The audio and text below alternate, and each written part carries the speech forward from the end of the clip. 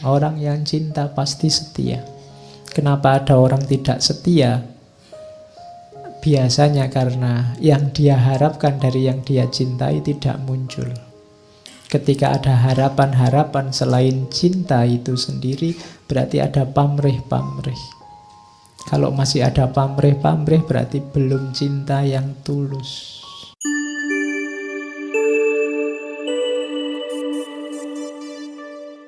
Assalamualaikum warahmatullahi wabarakatuh. Bismillahirrahmanirrahim. Alhamdulillahi rabbil alamin. Wabihi nasta'inu ala umurid dunya waddin.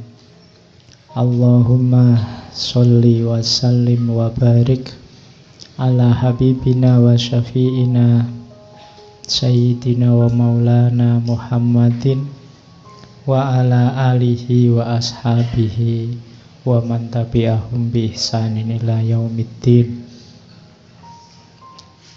Bismillah. Mari kita lanjutkan ngaji kita. Malam ini masih di tema alegori cinta ilahiyah. Jadi ini para sufi yang menulis roman percintaan, cuma sebenarnya simbolisme dari cinta ketuhanan. Hakikatnya itu karena mungkin dianggap lebih bisa menarik orang. Lah kalau nanti dipahami hanya sebagai cinta biasa saja Pak, antara laki-laki dan perempuan, ya ndak apa-apa. Karena cinta yang menurutmu romantik biasa itu pun sebenarnya merupakan satu anugerah dari Allah dan merupakan pengantar untuk menuju cinta ilahiyah. Dalam dunia tasawuf itu kan ada istilah puncaknya suluk itu takholak bi ahlakillah, berakhlak seperti akhlaknya Allah. Jadi kita bisa menjalankan apa yang dilakukan oleh Allah. Allah menyayangi, kita sayang. Allah sabar, kita sabar. Allah adil, kita adil. Termasuk cinta. Makanya sebelum ngomong nizami, saya ambil itu dari Ibnu Arabi. Kalimatnya menarik. Innal hubba al-hakiki bainal basyari huwa al-bidayah lita'arrufi ilallah wasyu'ur bimahabbatihi wa faidhi ato'ihi wa karomihi. Sesungguhnya cinta yang hakiki, cinta yang tulus antar manusia itu adalah awal perjalanan menuju pengenalan kepada Allah. Wasyu'ur bimahabbatihi, dan merasakan pengalaman mencintai. Mencintainya, maksudnya mencintai Allah. Wa faidhi ato'ihi wa karomihi, dan merupakan awal untuk mendapatkan anugerah dan kemuliaan, kemurahan dari Allah. Jadi makanya minggu lalu waktu kita ngomong jami' itu di awal kan ada cerita seorang pemuda ingin masuk ke dunia sufi, sama gurunya disuruh pulang dulu, jatuh cintalah dulu. Kalau ada yang tanya dalilnya apa cinta-cintaan laki-laki dan perempuan sesama manusia, Ibnu Arabi ini bisa dipakai. Jadi, tapi cinta ya, bukan pacaran. Biasanya kalian salah definisi. Duhai, betapa besar bahaya ku undang sekedar untuk bertemu denganmu. Ku korbankan segala yang ada padaku. Ku ubah diriku hingga engkau pun tak mengenaliku. Ku ayunkan langkah dengan tetes air mata. Dan setelah memasuki perkampunganmu, ku buang semua tanda yang membuat orang mengenaliku. Ku ikat diriku dengan rantai baja bagai budak hina, berjalan menengadahkan tangan meminta sedekah. Dan bocah-bocah itu tiada suka melihatku. Mereka berkumpul mengelilingiku, menghardik dan melempariku seperti anjing pengganggu.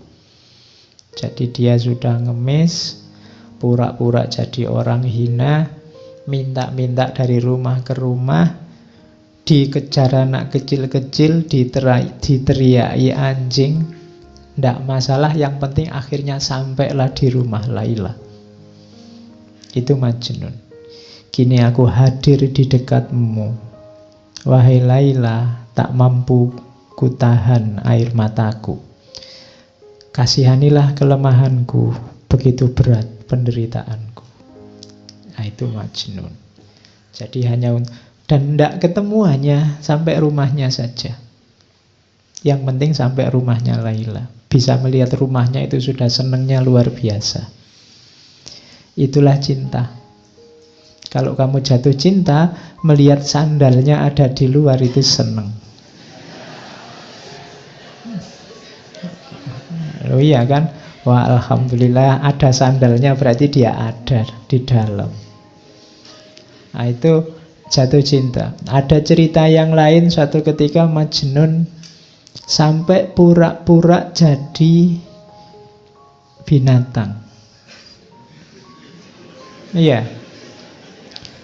Jadi suatu ketika dia lihat penggembala kambing yang itu bisa bebas keluar masuk di tempatnya Laila.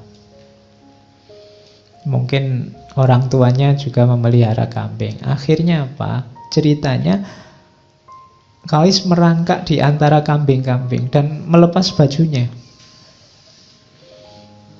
Bahkan ceritanya, karena yang gembala kambing ini senjatanya kan cambuk. Cambuk itu dipakai nyambui kambing. Antara lain dia tidak sadar yang dicambui si Qais ini.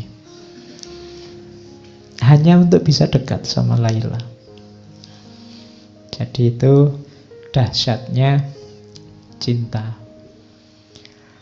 Oke, terus ya. Ini ceritanya tangis-tangisan terus. Nah, sebelum ke syair ini. Syair ini lahir setelah ayahnya Qais akhirnya tidak tega lihat anaknya. Iki piye to yo, anak ini kan sudah digadang-gadang mau jadi penerus, kok malah Majnun kayak gini.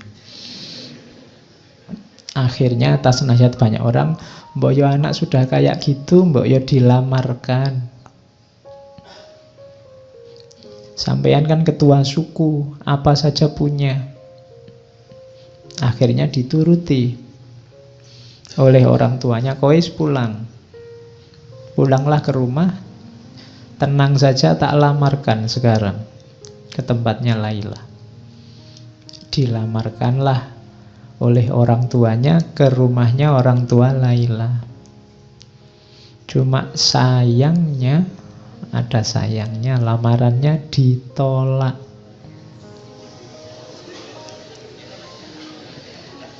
Iya. Jadi kenapa ditolak? Padahal ayahnya sudah bilang, minta apa saja saya penuhi. Syaratnya apa saja bisa saya penuhi, termasuk seandainya nyawaku yang harus jadi taruhannya. Katanya orang tuanya Laila, siapa saja boleh menikahi anakku kecuali putra Anda.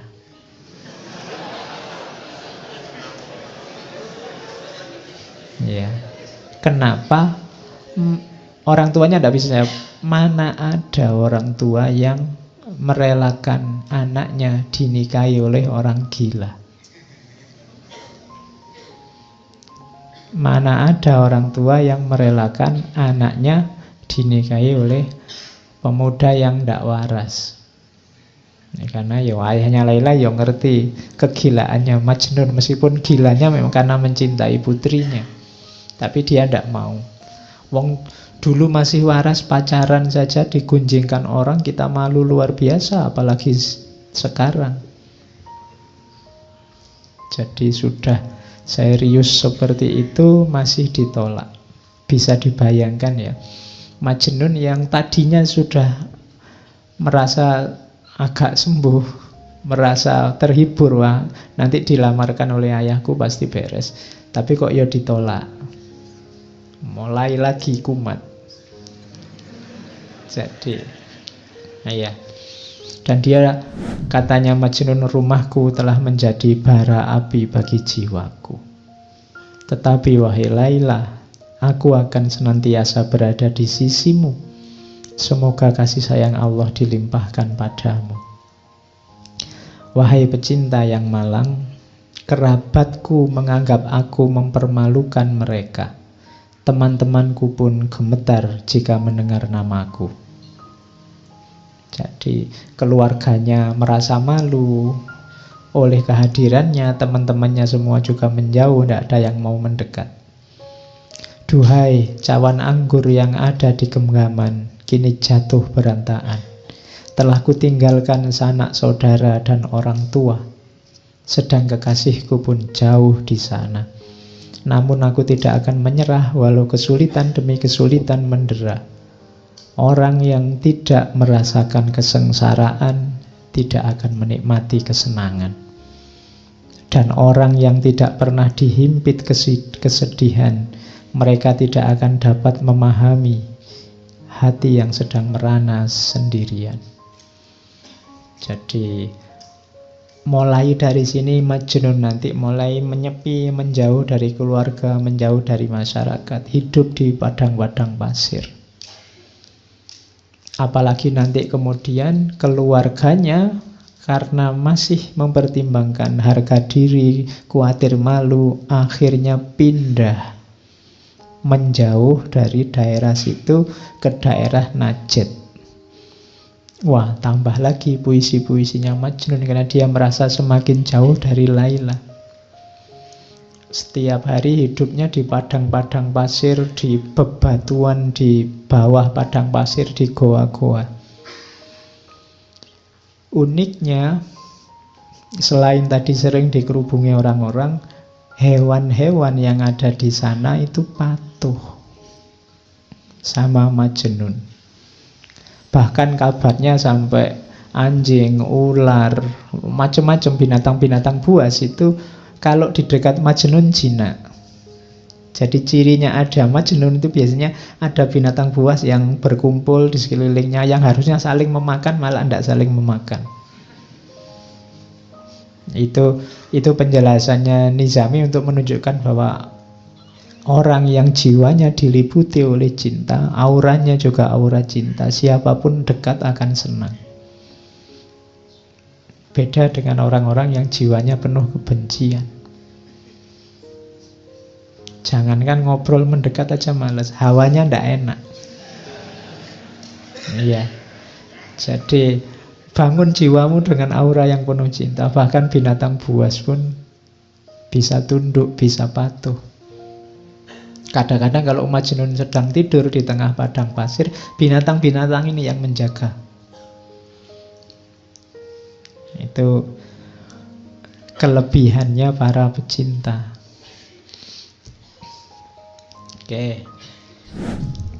Ini pelajaran dari Majnun lagi, bahwa cinta itu kebebasan. Wahai Laila kekasihku, berjanjilah pada keagungan cinta, agar sayap jiwamu dapat terbang leluasa. Melayanglah bersama cinta laksana anak panah menuju sasarannya. Cinta tidak pernah membelenggu, karena cinta adalah pembebas yang melepaskan simpul-simpul keberadaan. Cinta adalah pembebas dari segala belenggu. Jadi contoh paling mudah, di mana sih pembebasannya cinta itu? Majnun tidak lagi terikat oleh apapun selain cintanya. Dia rela kehilangan bahkan keluarganya, apalagi posisinya sebagai putra mahkota, apalagi kedudukannya, teman-temannya. Dia enteng saja melepaskan semuanya. Itu menunjukkan bahwa cinta itu membebaskanmu dari apapun, bahkan contoh paling kecil lagi, bahkan membebaskanmu dari dirimu sendiri. Cinta membuat orang tidak egois. Kalau masih egois, masih belum cinta. Masih egois itu kan masih berpikir tentang dirinya sendiri terus. Perhitungan apa yang enak, apa yang menguntungkan bagiku. Tapi orang yang jatuh cinta tidak. Makanya katanya Majnun, cinta itu membebaskan manusia. Kalau kita semua menggunakan relasi cinta, mungkin hari ini nggak sepanas ini, nggak sesumpek ini. Kampanye itu menunjukkan tidak panas kalau saling mencintai. Mungkin yang satu bilang, ya kalau beliau mau jadi presiden, ya monggo saya persilahkan. Nanti yang satunya bilang, jangan gitu, saya tidak enak. Sampean juga tidak apa-apa, silahkan jadi presiden. Yo, bayangkan loh kalau yang kampanye kayak gitu kan enak, kita bisa ketawa-ketawa bareng. Oke, sekarang kan saling rebutan. Kalau cinta saling membebaskan. Oke.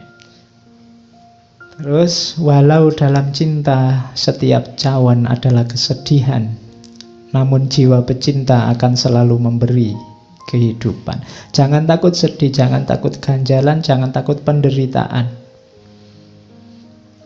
Karena cinta akan selalu memberimu hidup.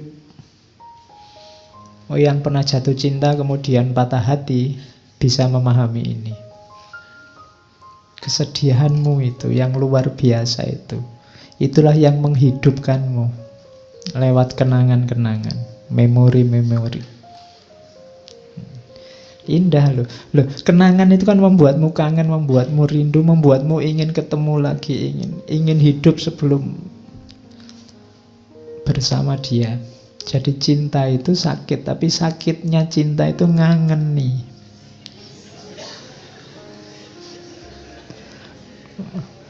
Loh, iya kan? Makanya mantan yang paling heboh itu kan mantan di dunia cinta. Kalau mantan mahasiswa, mantan murid itu biasa-biasa aja.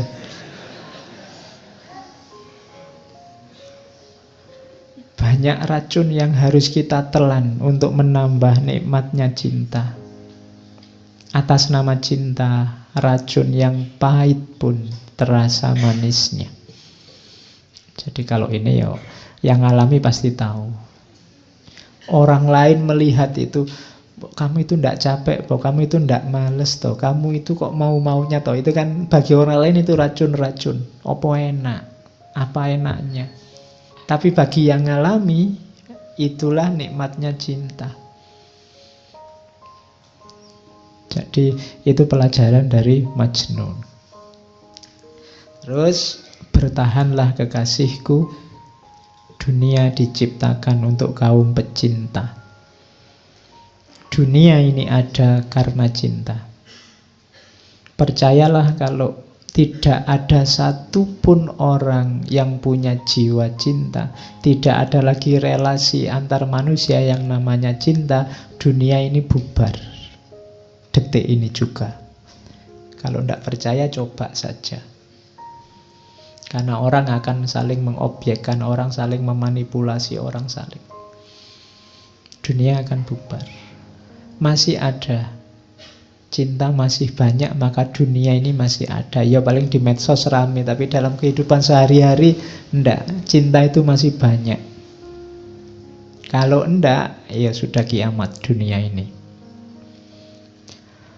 Oke, jadi itu pelajaran bahwa cinta itu membebaskan.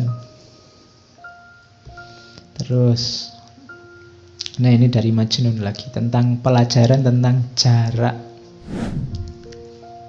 Cinta itu paradok. Bila dekat rumahnya Laila, aku merasa terbebani. Tapi bila aku jauh darinya, aku merasa sedih. sehingga dekat maupun jauh bersemayam rindu dan gelisah. Saat dia berjanji, cintaku kian menggebu menanti. Saat dia tidak janji, aku mati menanti datangnya janji. Sehingga jauh maupun dekat, hanya dia di angan. Namun jarak dekat atau jauh belum menyembuhkan apa yang kami rasakan. Sungguh pun ternyata dekat dengannya lebih baik daripada jauh darinya. Jadi ini logika jarak. Kita sama Tuhan kan juga begitu. Dekat sama Tuhan ada tanggung jawab, ada beban-beban. Jauh sama Tuhan itu menggelisahkan. Kamu mungkin agak ngeri-ngeri, Pak, kalau saya dekat terus sama Tuhan, nanti buka HP harus hati-hati, nggak boleh buka yang gitu-gitu. Nanti bohong dikit nggak bisa, sholat harus tepat waktu, puasa harus sholat tahajud. Kok rasanya berat ya Pak? Dekat dengan Allah, dekat denganmu membebani. Tapi jauh itu menggelisahkan. Waduh, kok jauh ya dari Allah, nanti jangan-jangan dapat murkanya, jangan-jangan Allah tidak berkenan, tidak ridho. Itu paradoknya cinta. Dekat sama yang kamu cintai, itu kan kamu merasa terbebani. Aku harus membuat dia bahagia, aku harus membuat dia nyaman, jangan sampai dia tidak berkenan. Lebih sumpek. Tapi jauh, lebih sumpek lagi kalau jauh. Biayanya lebih banyak, menghabiskan kuota, pulsa. Belum lagi marah-marahan, saling curiga. Sini ngomong maksudnya untuk menghibur, sana membacanya dianggap marah-marah. Wong ya tulisan itu kan ndak ada ekspresinya. Nah itu kan jauh. Jauh menggelisahkan, dekat memunculkan beban. Tapi tenang saja Laila, cintaku ndak hilang meskipun kamu jauh. Padahal sebenarnya lebih enak kalau kamu dekat.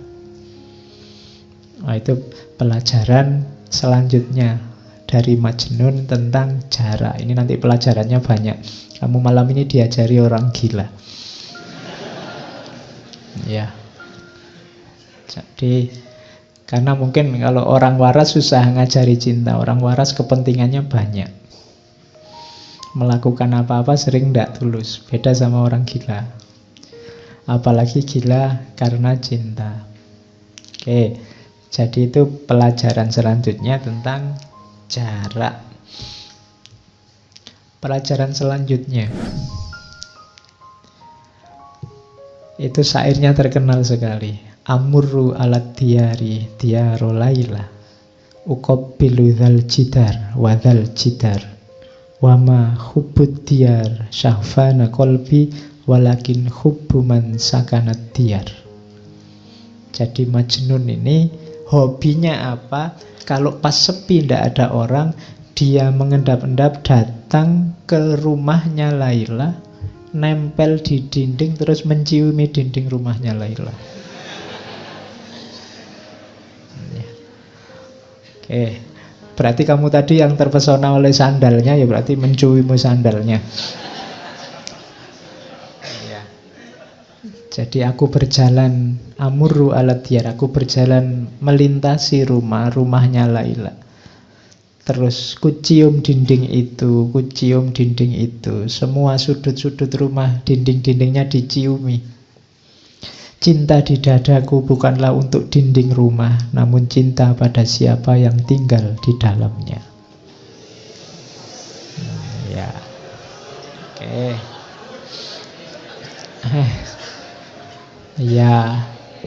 Ya kalau enggak tahu rumahnya ya nanti dinding kampus.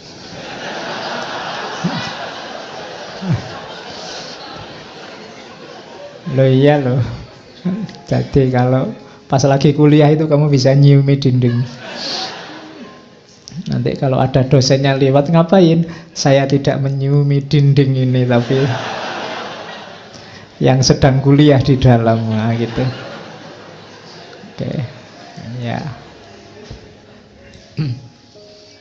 Jadi apa? Ini pelajaran dari Nizami. Kalau kita jatuh cinta, maka semua yang berhubungan dengan yang kita cintai pasti juga kita cintai, kita hormati, kita hargai, jadi berharga. Berarti apa? Kalau kita cinta sama Allah, pasti kita juga memuliakan dan menghargai semua yang berhubungan dengan Allah. Apakah itu manusia, apakah itu binatang, tumbuhan, alam semesta. Konsekuensi dari mencintai Allah pasti mencintai semuanya, karena dalam semuanya ada tanda-tanda kehadiran Allah. Temboknya Laila adalah tanda adanya Laila. Maka semua orang, semua makhluk, tapi masih ada yang dia benci di alam ini, padahal semua yang ada di alam semesta ini adalah tanda-tanda kehadirannya Allah. Berarti sebenarnya dia belum terlalu cinta. Jadi cinta pasti tidak menyisakan kebencian apapun. Kalau itu cinta pada Allah, tidak mungkin kita ada benci pada apapun yang bukan Allah. Karena yang bukan Allah itu kan juga berhubungan dengan Allah. Jadi ini, kisah ini pelajaran dari Qais bahwa semua yang berhubungan dari Laila adalah manifestasi kehadirannya Laila. Dia hormati, dia hargai, dindingnya dia ciumi. Oke. Terus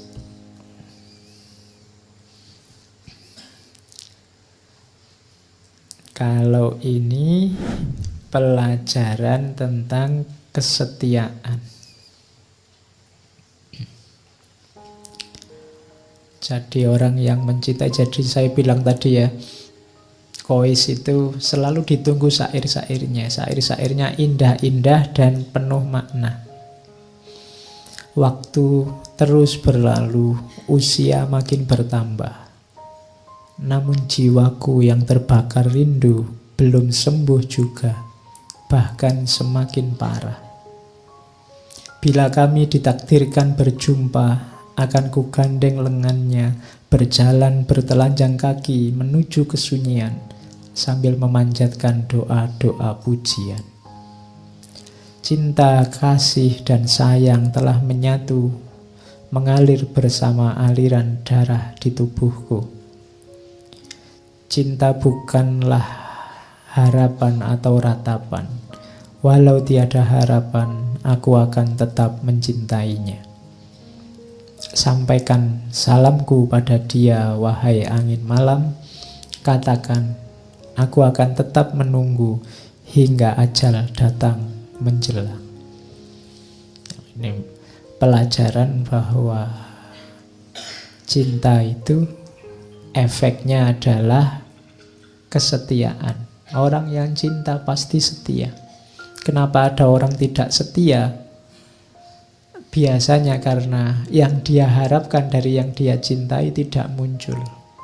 Ketika ada harapan-harapan selain cinta itu sendiri, berarti ada pamrih-pamrih. Kalau masih ada pamrih-pamrih, berarti belum cinta yang tulus.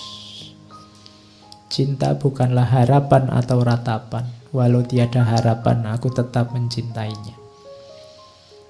Jadi kalau memang benar itu cinta, tidak usah kamu tuntut untuk setia, pasti setia. Kalau sampai nanti tidak setia, berarti belum cinta, atau cintanya hilang. Kenapa kok cintanya bisa hilang? Karena mungkin dulunya itu bukan cinta, tapi ada harapan-harapan, keinginan-keinginan yang sekarang tidak terpenuhi, maka kemudian nyeleweng. Jadi itu pelajaran selanjutnya tentang keteguhan hati. Kalau ini agak panjang. Jiwa orang yang dimabuk cinta, ini pelajaran ya, untuk mendeteksi dirimu kamu sudah jatuh cinta apa belum. Akan terasa sakit karena rindu. Coba ditelusuri masing-masing kalian, ada ndak rasa rindu yang menyakitkan? ingin ketemu terus, tapi begitu ketemu nggak tahu mau ngapain. Itu menunjukkan ingin ketemu saja. Ketemu saja sudah beres. Ya bukan karena saya ingin ketemu sekali dia Pak. Kenapa? Utangnya belum dibayar misalnya. Bukan itu. Kalau itu bukan kerinduan namanya. Ya, ini rindu yang jadi setiap kali bervisa kamu sakit, kamu ingin ketemu terus. Sebab pecinta ingin selalu bersama. Tapi halangan tidak akan henti-henti. Biasanya banyak ujiannya. Pecinta seperti dua ekor kijang di bukit gersang. Selalu bersama walau tiada makanan. Jadi ciri pertama itu jiwa pecinta, itu jiwa rindu pada yang dicinta. Kalau kamu cinta sama Allah, maka hatimu selalu ingin ketemu dengan Allah. Hal-hal tidak penting kayak ngaji ini mungkin membuatmu sebel karena aku segera ingin ketemu Allah. Atau seperti burung merpati, walau terbang bebas di angkasa luas, tetap saja kembali pada kekasihnya. Atau laksana ikan tuna, tetap tabah walau dipermainkan gelombang, timbul tenggelam di lautan. Ciri cinta yang kedua adalah apapun aktivitasmu, kamu mengalami apapun, pada akhirnya kamu ingin kembali pada yang kamu cintai. Ujian apapun, masalah apapun, silahkan datang, tapi tujuanmu tetap kekasihmu. Berarti jiwamu jiwa pecinta. Walau selalu dicaci dan dicela, batin menjerit, tubuh binasa, meski lapar dan disia-siakan, namun jiwa pecinta akan selalu memaafkan. Itu cinta. Pecinta tidak membutuhkan pujian.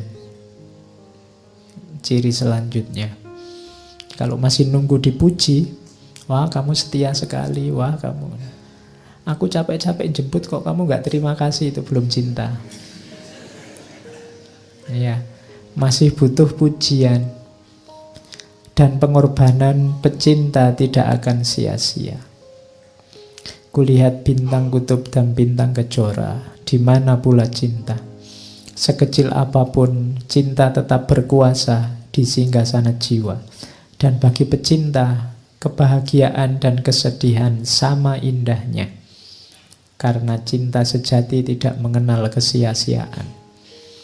Jiwaku dan jiwanya akan tetap bersama, andai pun tidak di dunia. Pasti jiwa kami akan bersatu di liang barza. Dan kelak akan dibangkitkan bersama hingga dapat bersatu selama-lamanya. Oke. Mataku berkorban untuknya dengan segenap curahan air mata. Berharap liang lahatnya adalah liang lahatku, agar jenazah kita bersatu. Oke, ini syairnya Majnun. Jadi nanti Majnun ini akhirnya sangat terkenal karena syair-syair dan kegilaannya. Semakin dia terkenal dengan kegilaannya, semakin marah keluarganya Laila dan semakin gelisah keluarganya Majnun. Dan itu nanti beban tersendiri bagi mereka berdua. Bahkan nanti di antara keluarganya Laila ada yang ngancam, dibunuh saja enaknya orang ini, bikin masalah saja. Oke. Nah, dari situ nanti muncul syairnya Laila. Laila ini protes, jangan dikira hanya Majnun yang segalau itu. Aku pun juga sama galaunya, hanya aku tidak seperti Majnun bisa bebas keluar. Bila kakiku terperosok, kalau ini Laila, aku menyebut namanya. Aku bermimpi dalam tidurku, hidup bersama dia. Apabila disebut namanya, hilanglah kekuatan jiwa. Hatiku seperti sirna ditelan namanya. Demi Allah, Hampir saja aku gila karena memikirkannya. Makin lama dadaku makin sesak karena rindu gelisah. Kaumku mengancam, jika aku tak berhenti menyebut namanya, maka darahnya akan tumpah. Bunuhlah aku dan biarkan dia. Setelah nyawaku melayang, janganlah kalian hina dia. Cukup apa yang ia derita karena cinta. Mungkin ia akan menuduhku tidak setia dengan janji, dan aku tidak akan mampu mencegahnya. Ku campur tinta dengan air mata untuk menulis surat padanya. Inilah saat kukuburkan jiwaku untuknya. Aku khawatir jika ajalku tiba, tak dapat memandang wajahnya. Ini Laila. Jadi dua-duanya sedang gelisah. Suatu ketika ayahnya Majnun ini menjemput anaknya, mencari, ketemu, dijemput, dibawa pulang.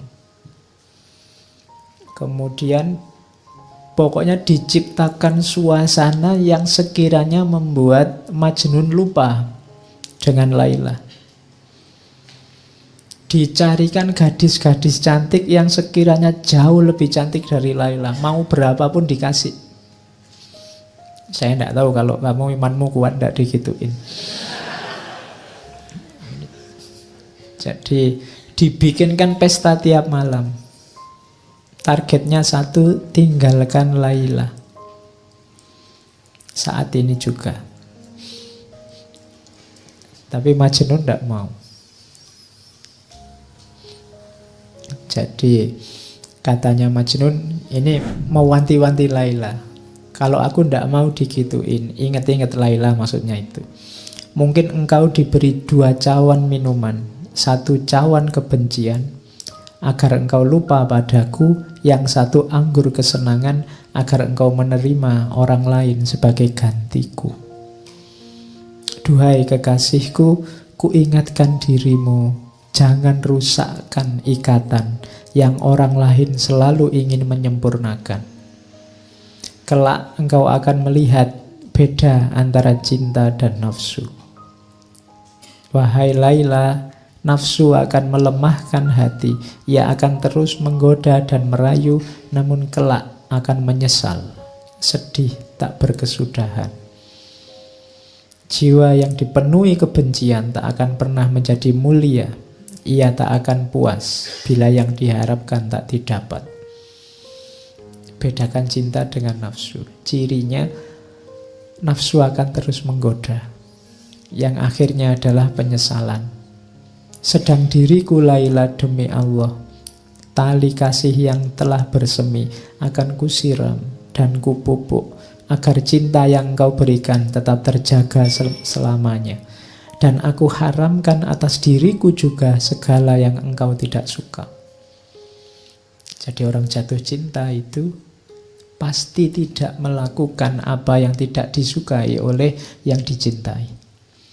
Kalau kamu cinta pada Allah, tidak perlu dipaksa, tidak harus ditausiai tiap hari, pasti dengan ikhlas. Kamu tidak menjalankan yang tidak disukai oleh Allah. Jangan kau biarkan jiwaku hancur karena murkamu. Orang yang cinta itu yang ditakuti satu, yang dia cintai marah padanya. Karena aku tak sanggup menerima amarahmu, bahkan gunung pun akan hancur karena kemarahanmu. Buanglah dalam dirimu segala keraguan, karena cinta tak bisa bersanding dengan kebimbangan. Aku akan selalu menjaga tali cinta kita. Walau engkau tak di sisiku, namun aku yakin cintamu selalu hadir di hatiku. Nah, ini puisi-puisinya masih panjang. Kalau ini munajat. Ini saya bilang malam-malam sendirian.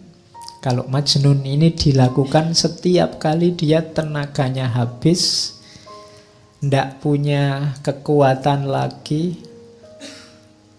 Jadi Majnun ini kan jarang makan di tengah padang pasir mengembara. Jadi tiap kali kehabisan energi kayak orang sudah megap-megap mau mati, munajat ini dilakukan. Setelah baca munajat ini kekuatannya kembali lagi. Iya. Cuma ini Majnun ya, tidak harus ditiru. Ya, ini katanya Majnun, Tuhan, apalagi yang dapat aku lakukan? Aku telah lelah dan tubuhku melemah. Itu yang lemah tubuhnya, tapi lihat yang didoakan siapa? Aku memohon dengan kekuatanmu, ringankanlah langkah kaki Laila untuk menemui diriku yang tidak berdaya. Wahai Tuhan, aku adalah hamba-Mu. Apalah guna hidupku jika harus menanggung beban seperti ini? Tunjukkan kemuliaan-Mu, turunkanlah berkah-Mu agar jiwaku dapat hidup kembali, terhindar dari lembah kematian dan memperoleh kekuatan untuk melangkah menemui kekasihku. Jadi ini munajatnya. Setelah ini terus dia merasa dapat energi baru, terus kumat lagi. Ya.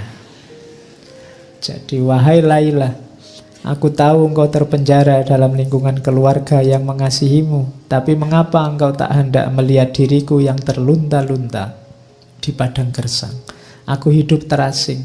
Orang-orang menganggapku gila, mereka menista dan menjauhiku.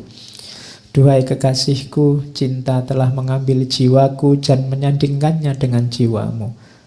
Aku tidak akan mempedulikan anggapan orang. Aku hanya memohon padamu, kuatkanlah tali pengikat jiwa kita.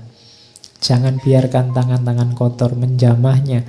Jangan kau biarkan nafsu dan kemewahan dunia melenakan jiwa kita. Cukuplah bagiku kenangan saat-saat bahagia ketika aku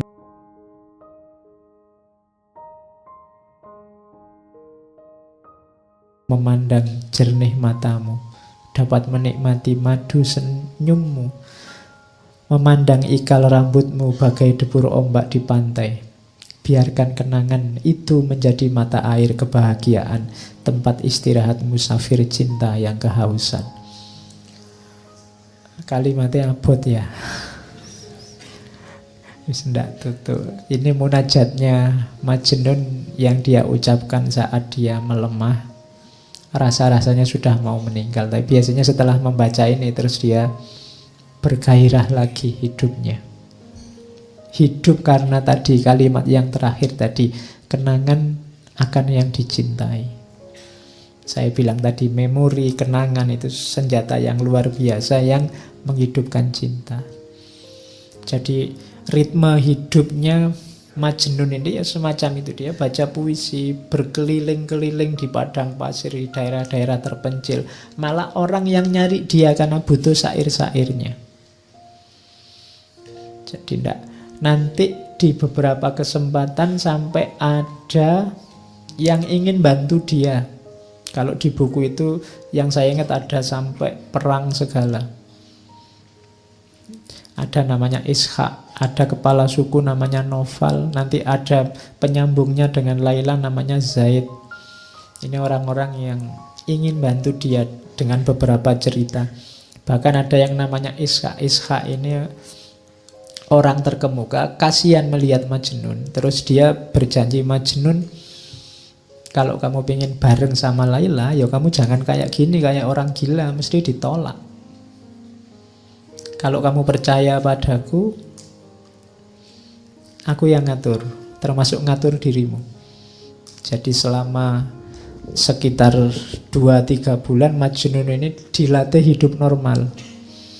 Dikasih baju, kan sebelumnya kan tidak pakai baju, tidak pakai apa. Hidupnya di padang pasir. Dilatih kayak orang biasa, hidup normal, kayak orang terpandang. Katanya Ishak, tak jamin nanti tidak lama lagi kamu tak ajak ke keluarganya Laila, kamu pasti diterima. Tapi sudah latihan jadi orang normal. Saya kayak SpongeBob ya, latihan jadi orang normal. Ya. Jadi setelah dia dianggap normal oleh Ishak, diajak melamar lagi ke rumahnya orang tua Laila, tapi tetap ditolak. Iya, jadi pokoknya orang tuanya sudah antipati sama Majnun. Pokoknya asal bukan Majnun. Jadi itu membuat Majnun kalap lagi, dia puisi-puisinya keluar lagi, sudah lari lagi ke padang pasir mengembara lagi. Oke, sampai orang tuanya sedih. Menjelang meninggal, ayahnya ini mencari-cari dan ketemu. Majnun sampai sujud-sujud di kakinya karena tidak bisa memenuhi permintaan ayahnya untuk pulang. Tidak bisa. Katanya Majnun, wahai ayahanda, kesedihan adalah takdirku. Penderitaan telah memangsa masa mudaku. Kesedihan bagai ulat yang memakan habis daun-daun bungaku, hingga tunas keindahan hidupku tercabut. Aku duduk dalam kegelapan, berselimut debu, dan telah kuucapkan selamat tinggal pada semua kenikmatan duniawi yang menggodaku. Segala penderitaan telah aku jalani, dan keceriaan masa muda telah tercampak, tersisih. Kini aku datang ke hadapanmu, memohon maaf dan maklummu. Engkau adalah ayahku, orang yang sepantasnya ku minta ridho darimu. Jadi dia tidak sanggup memenuhi permintaan ayahnya untuk pulang hidup secara normal. Akhirnya ayahnya minta, ya sudah kalau gitu permintaanku yang terakhir, ayo kamu ikut aku naik haji. Jadi nanti ada cerita Majnun ini oleh ayahnya diajak ke Mekah untuk haji. Bayangannya ayahnya nanti di Mekah berdoa untuk melupakan Laila. Di Mekah kan doa-doa dikabulkan. Jadi bayangannya orang tuanya itu. Tapi nanti waktu naik haji, lagi asik-asiknya melakukan ritual haji, tiba-tiba ada orang entah sengaja atau tidak mengucapkan kata Laila. Iya, itu iya, orang sudah mulai konsen mau ibadah diingatkan lagi. Jadi iya, seseorang memanggil-manggil namamu saat kami berada di lereng Bukit Mina. Mendengar namamu, terguncanglah hatiku oleh duka.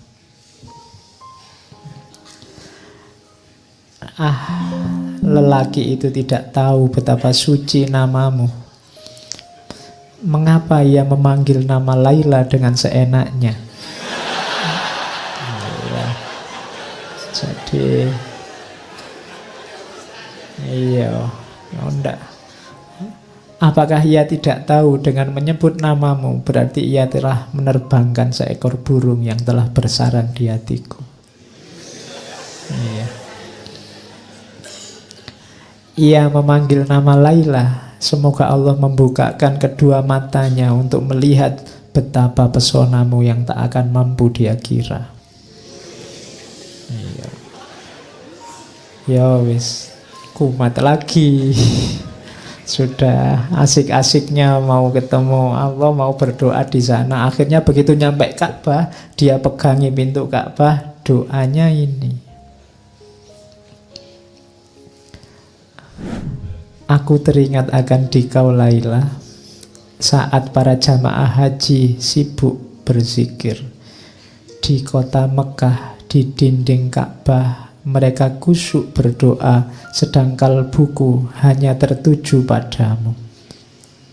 Ya Rahman, aku bertobat padamu dari dosa-dosa yang telah kulakukan dan dari dosa-dosa yang akan selalu datang bermunculan.